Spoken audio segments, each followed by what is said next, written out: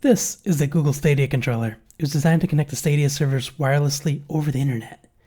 But now that Stadia servers are closing down, does that make this thing useless? Actually no, you can still connect it to a computer and play any games you want on it. Stadia was originally designed to run on a large range of devices, so instead of connecting the controller directly to your devices, it connects to your account over Wi-Fi, and when you press a button, it sends a signal directly to Stadia servers to limit how much lag or latency you have on the controller.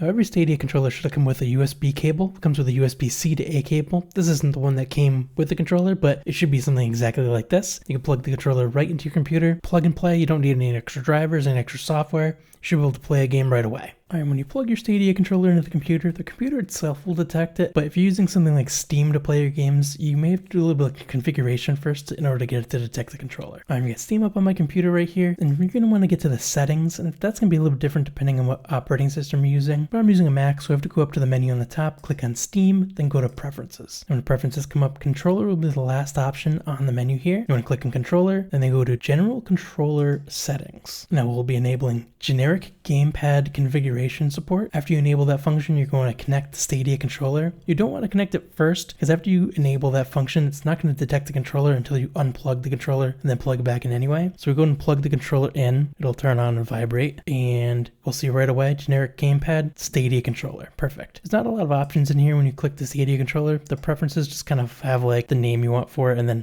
whether or not you want Rumble to be on. But yeah, I'll have Rumble be on. When you click identify, it's just going to vibrate the controller just to show that that's the controller that you're working with right now. And then there's the calibrate option to calibrate like the thumbsticks and other things like that, but I'm just going to leave it as the default settings for now. All right, now that we have the controller connected and Steam is detecting it, we're going to have to configure the controller. Now, I'm not really a master at how Steam works, but from what I'm seeing, you kind of have to configure the controller per game. This may be different with other controllers, but as far as I'm seeing, you're going to have to go into the configuration for each game and map what each button will do for basically what key you want to have pressed on the keyboard.